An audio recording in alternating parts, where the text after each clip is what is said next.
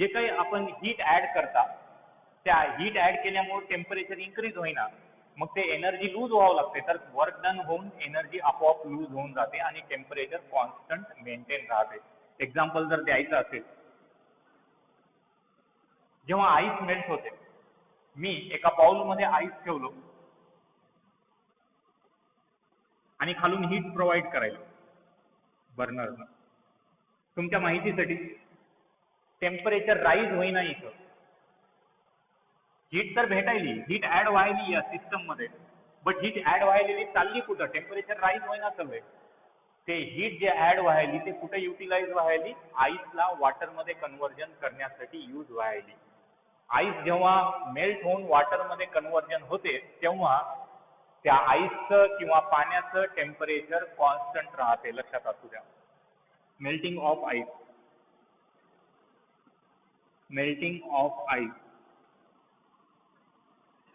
is an isothermal process.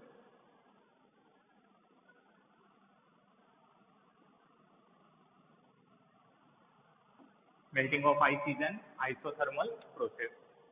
त्यानंतर आपल्याला आता आयसोथर्मल प्रोसेससाठी एक फॉर्म्युला तयार करायचा आहे. ते formula thermodynamics in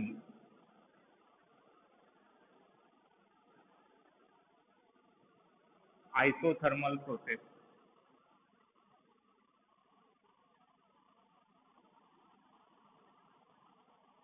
thermodynamics in isothermal process. तुम्हाला तर माहिती आहे आयसोथर्मल प्रोसेस काय होते? ॲट कॉन्स्टंट टेम्परेचर राहते. It is a constant temperature process. आपल्याला इक्वेशन ऑफ स्टेट आहे, we have equation of state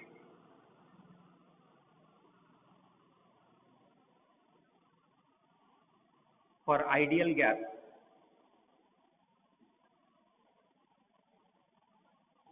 PV equal to nRT.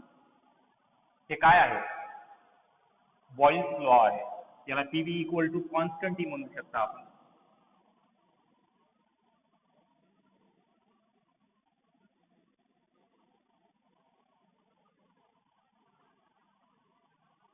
मी जर आता म्हणलो PI VI initial pressure and volume आहेत, PF आणि VF final pressure and volume आहेत, तर त्यांचे मल्टिप्लिकेशन सुद्धा आपल्याला कॉन्स्टंट भेटतात. If PI,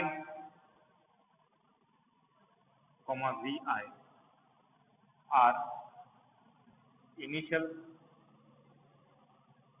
values and PF, VF are final values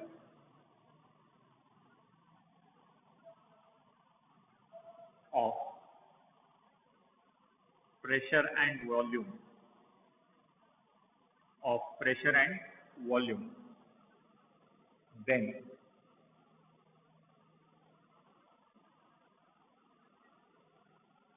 PI VI equal to PF VF constant येईल.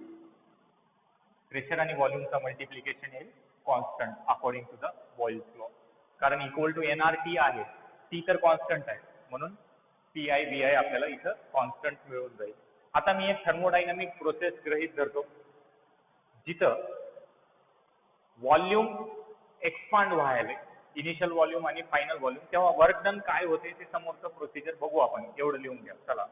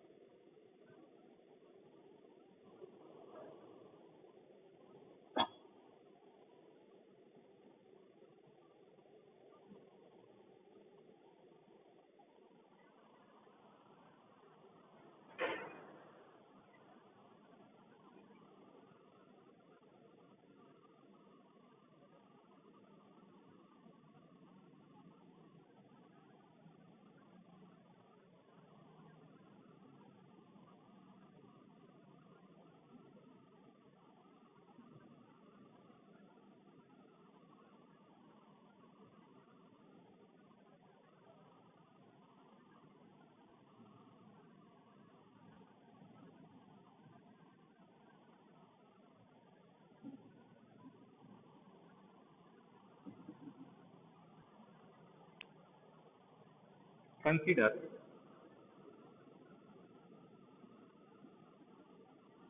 an isothermal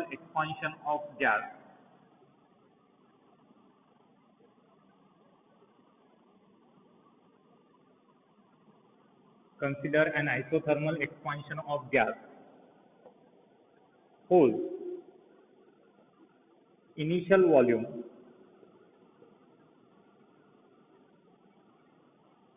is Vi and final volume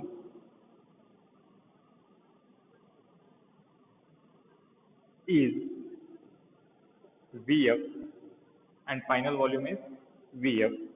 The infinitesimal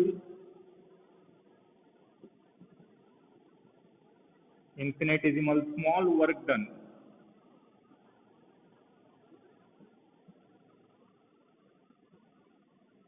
to change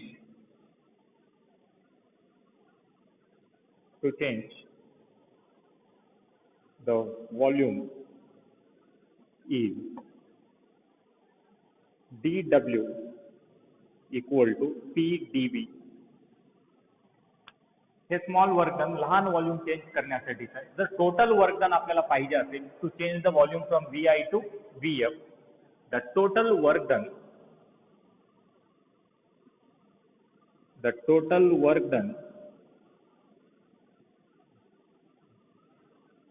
to change the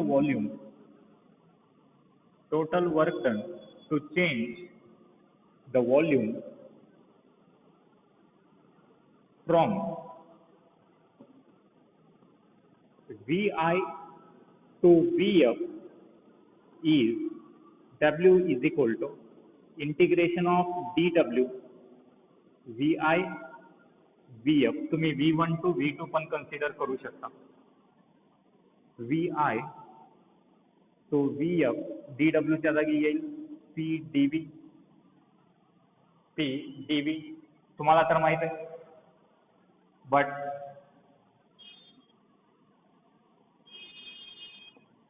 PV equal to NRT. तर P च्या जागी आपण काय लिहू शकता, NRT divide by V. NRT divide by V, that is P equal to NRT divide by V. हे होईल W equal to integration of VI to VF NRT divide by V dV. NR तर constant आहे, T पण इथं constant आहे कारण isothermal process आहे, ते इंटिग्रेशनच्या बाहेर ठेवू शकता आपण. Work done W is equal to VI to VF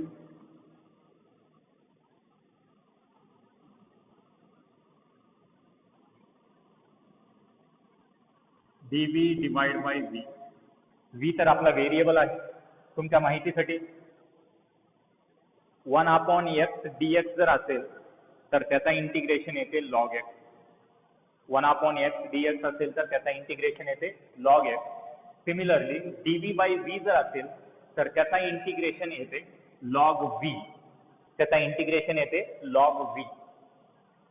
W equal to NRT